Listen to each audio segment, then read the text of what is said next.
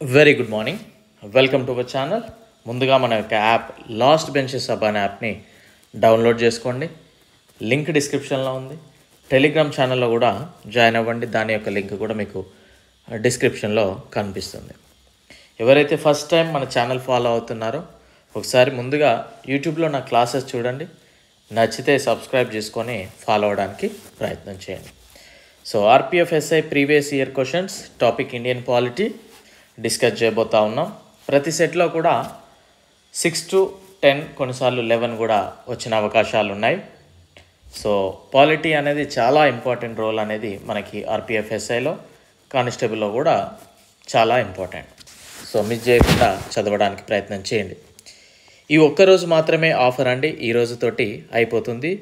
GK కేవలం 50 rupees, Indian polity కేవలం 50 రూపీస్కి అందించడం జరుగుతూ ఉంది. అయిపోయింది సిలబస్ కంప్లీట్లీ.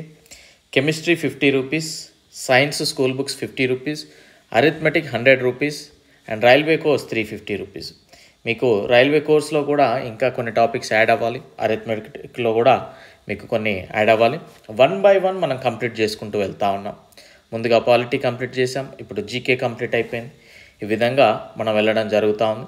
సో ప్రతి ఒక్కరూ ఈ ఆఫర్ని వినియోగించుకోండి. డెఫినెట్లీ మీరు అనుకున్న దానికంటే ఎక్కువ యూజ్ అయితే ఉంటుంది. సో మండే నుండి మనకి డైలీ టార్గెట్తో పాటు ఆర్పిఎఫ్ ఎస్ఐ కానిస్టేబుల్కి ఆర్పిఎఫ్ ప్రీవియస్ పేపర్స్ డిస్కస్ చేద్దాం. దాంతోపాటు యూట్యూబ్లో క్లాసెస్ కూడా మనం చెప్పుకోవడానికి అవకాశం ఉంది. ఓకేనా? Right. So 6th January 2019 third shift. మనం ప్రీవియస్ కనుక చూసినట్లయితే సెకండ్ షిఫ్ట్ వరకు చూసాం. ఇప్పుడు థర్డ్ షిఫ్ట్ డిస్కస్ చేద్దాం. The powers, rights and duty of the Panchayat are included in the 11th schedule of the Constitution by రాజ్యాంగంలోని 11వ షెడ్యూల్లో పంచాయతీ అధికారాలు, హక్కులు మరియు విధిని చేర్చారు. అది ఏ అమెండ్మెంట్ ద్వారా, అంటే ఏ సవరణ ద్వారా అని క్వశ్చన్ అడగడం జరిగింది. సో తెలుగు ట్రాన్స్లేట్ కొద్దిగా అటు ఇటు అయితే అడ్జస్ట్ అవ్వండి. సో పంచాయతీలు అనగానే మనకి గుర్తుకు రావాల్సింది 73, మున్సిపాలిటీలు అనగానే 74 మనకి గుర్తుకు రావాలి. ఈ పక్కనే ఉంటాయి ఇవి. సో 73rd అమెండ్మెంట్ అనేది ఈ యొక్క కీవర్డ్ తీసుకొని మనం ఆన్సర్ పెట్టేస్తే సరిపోతుంది. On which basis majority decided the state rules and regulation theory and under options are given below.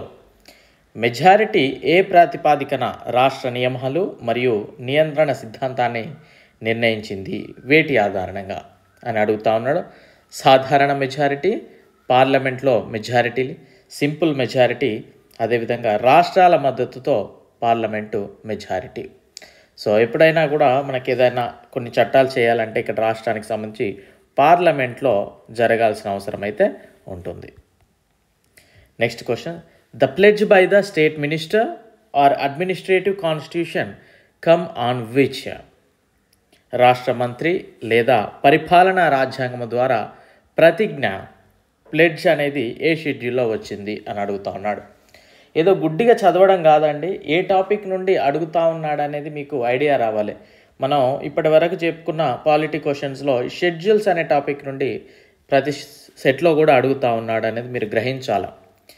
So ప్రతిజ్ఞ మనం చూసినట్లయితే TEARS ఒక కోడ్ ఉంది కదా. ఏ మీన్స్ అఫర్మేషన్స్ అండ్ ఓత్స్. ప్రతిజ్ఞకు సంబంధించి 3వ షెడ్యూల్లో తెలియజేస్తూ ఉంది అని మనం చూడడం జరిగింది. మొత్తం 12 షెడ్యూల్స్ అనేది చూసాం. Next question. Has the weight to make parliament outflow and under for schedule area.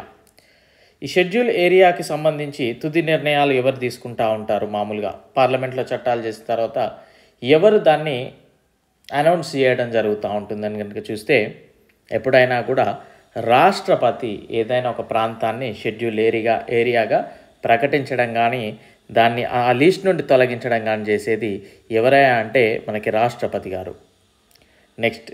From which constitution the provision of the united meeting of both assembly in parliament.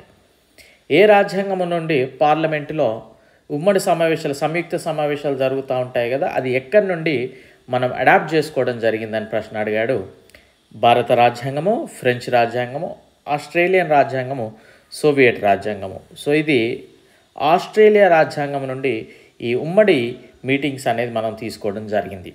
Next question, which provision act of constitution by the fundamental rights, ప్రాథమిక హక్కులు ఏ రాజ్యాంగ సవరణ ద్వారా తీసుకురావడం జరిగింది?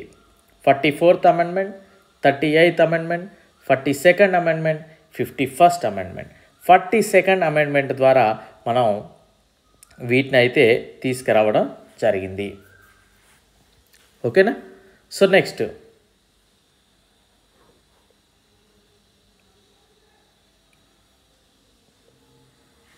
Okay, so ఇక్కడ మనం observe చేసినట్లయితే ఒకటి మనం రాజ్యాంగము అంటే పాలిటీ క్లాసెస్లో మినీ రాజ్యాంగం అని దేన్ని అంటారు అని మనం చెప్పుకోవడం జరిగింది.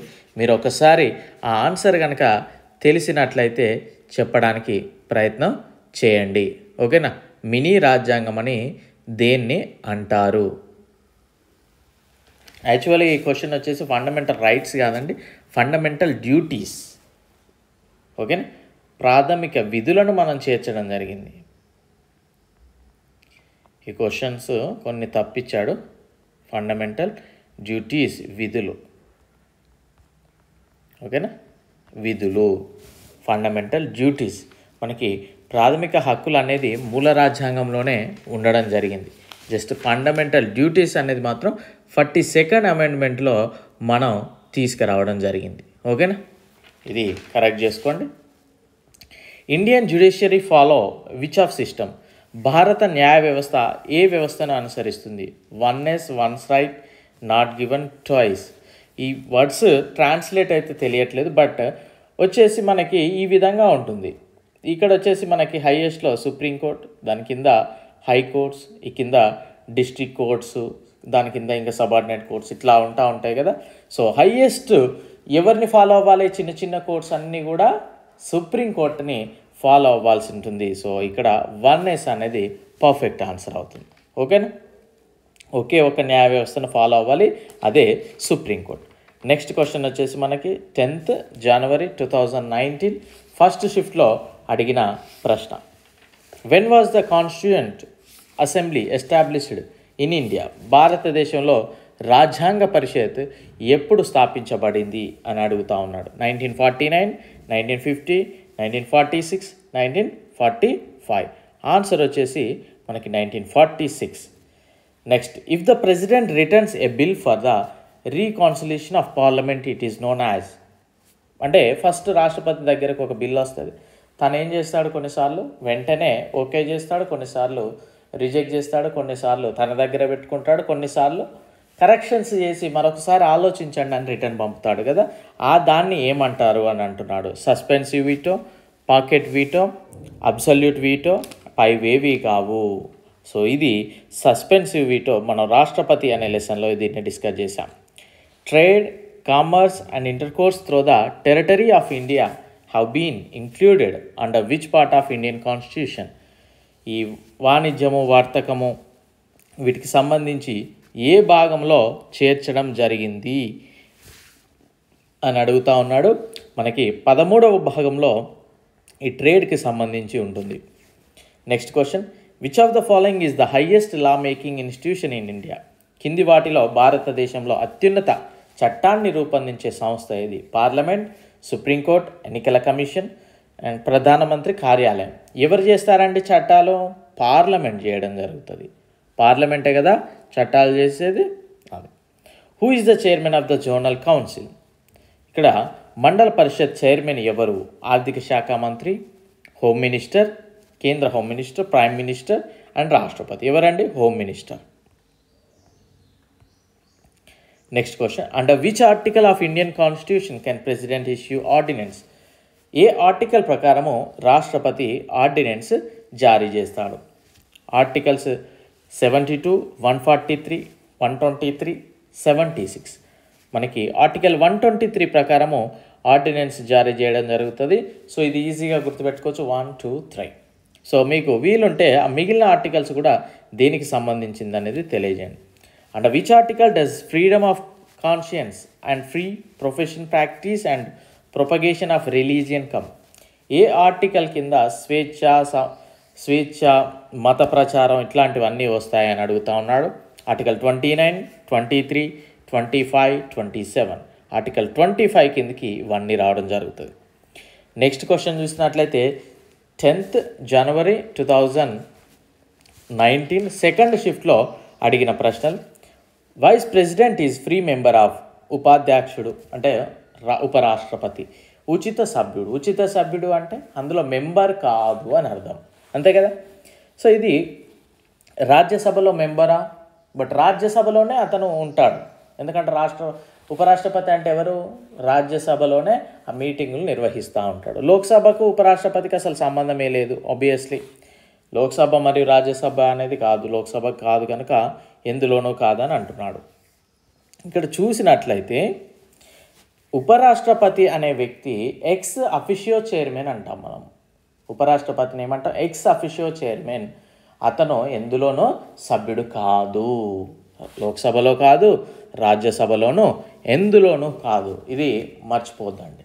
జస్ట్ అతను ఉపరాష్ట్రపతి మనకి రాజ్యసభలో ఆ సమావేశాలను నిర్వహించడానికి ఉంటాడు, కానీ అందులో ఏం రాజ్యసభ మెంబర్ అయి కాదు. ఓకేనా, right. Rajya Sabha is known as permanent house because రాజ్యసభను మనందరికీ తెలుసు శాశ్వత సభ అంటాం. ఎందుకు, ఎక్కువ అధికారాలు ఉన్నాయనా, 1/3 మంది ఎవ్రీ 3 yearsకి రిటైర్డ్ అవుతారనా, ఇందులోని సభ్యులు ఎప్పటికీ రిటైర్ అవ్వరనా, ఇది ఎప్పటికీ రద్దు కాదనా. ఇది ఎప్పటికీ రద్దు కాదు కనుకనే మనం దీన్ని శాశ్వత సభ అని పిలవడం జరుగుతూ ఉంది. Who is known as a modern Manu, ఆధునిక మనువు అనేవారిని పిలుస్తారండి. ఇది డెడ్ ఈజీ క్వశ్చన్, మన ఇండియన్ పాలిటీలో ఏదో లెసన్లో ఫస్ట్ సెకండ్ క్వశ్చనే అనుకుంటా ఇది మేబీ. ఎవరు, డాక్టర్ బిఆర్ అంబేద్కర్ గారని మనం ఆధునిక మనువు అని పిలవడం జరుగుతూ ఉంది. ఓకేనా, next what is duration of Rajya Sabha member, Rajya Sabha సభ్యుని కాల వ్యవధి ఎన్ని సంవత్సరాలు అని అడుగుతూ ఉన్నాడు. 1 year, 5 years, 6 years, 4 years, of course 6 years. చాలా ఈజీ క్వశ్చన్సే అడిగాడండి. ఏదో 1-2 కొన్ని క్వశ్చన్స్ రానంత మాత్రాన, ఇప్పుడు సపోజ్ పాలిటీ 10 క్వశ్చన్లు ఇచ్చాడు, ఆ 10లో 2 క్వశ్చన్లు మనకు రాకపోతే పేపర్ టఫ్ అని కాదండి. ఓకేనా, సో పేపర్ ఈజీగానే ఉంటుంది. నేను మొదట్లోనే చెప్పాను ఛానల్ పెట్టినప్పుడు, ఇండియన్ రైల్వే ఎగ్జామ్ ఈజీగా క్రాక్ చేయొచ్చు, బట్ చదివే విధానం తెలియాలి. ఓకేనా, గొర్రెల మందలా కాకుండా ఆ ఎగ్జామ్కి ఏం అవసరం అది చదివితే సరిపోతుంది. ఓకేనా, right. Which statement is mentioned under article 370, article 370 కింద పేర్కోవడం అంటే దానికి రిలేటెడ్ ఉన్న స్టేట్ ఏది, of course Kashmir. Who elects the president, అధ్యక్షుడిని ఎవరు ఎన్నుకుంటారు, రాష్ట్రపతిని ఎవరు ఎన్నుకుంటారండి, నేరుగా భారత ప్రజలు, cabinet ministers, electoral college, parliament. Of course electoral college ద్వారా ఎన్నుకోవడం జరుగుతూ ఉంటుంది. ఈ ఎలక్టోరల్ కాలేజ్లో ఎవరెవరు పాల్గొంటారు అనేది కింద కమెంట్ సెక్షన్లో ఇంట్రెస్టెడ్ క్యాండిడేట్స్ తెలియజేయండి. ఓకేనా, ఎలక్టోరల్ కాలేజీలో ఎవరెవరు పార్టిసిపేట్ చేస్తారు, ఎన్నుకోవడానికి ఎవరు పార్టిసిపేట్ చేస్తారు, తీసివేసేటప్పుడు రాష్ట్రపతిని తొలగించే క్రమంలో ఎవరెవరు పార్టిసిపేట్ చేస్తారనేది కింద కమెంట్ సెక్షన్లో తెలియజేయడానికి ప్రయత్నం చేయండి దయచేసి. ఓకేనా, సో ఇది మనం 3 రోజులకు సంబంధించిన క్వశ్చన్స్. అండ్ యాక్చువల్గా ఇది మనకి ప్రీవియస్ పేపర్ బుక్లో కూడా, అంటే టెక్స్ట్ బుక్లో వాళ్ళు మిస్టేక్ ఇచ్చారు కావచ్చు. ఇది ఇక్కడ హక్కుల గురించి అని ఇవ్వడం జరిగింది, యాక్చువల్గా ఫండమెంటల్ డ్యూటీస్. ఓకేనా, సో ఎక్కడైనా మిస్టేక్ అవుతే డెఫినెట్లీ నాకు ఒకసారి రిమైండ్ చేయండి, ఎందుకంటే నేను ఇప్పుడు ప్రిపేర్ కావట్లేదు కనుక మేబీ మీకంటే కొంచెం నేను ఎక్కడైనా మిస్టేక్ జరిగితే మాత్రం అబ్జర్వ్ చేసి చెప్పడానికి ప్రయత్నం చేయండి. ఓకేనా, సో ప్రతి ఒక్కరు ఈ ఒక్కరోజు మాత్రమే ఆఫర్ ఉంది, ప్రతి ఒక్కరు కూడా తప్పక తీసుకోవడానికి ప్రయత్నం చేయండి. 350 రూపీస్ ఫర్ 1 year అంటే డైలీ 1 రూపీ.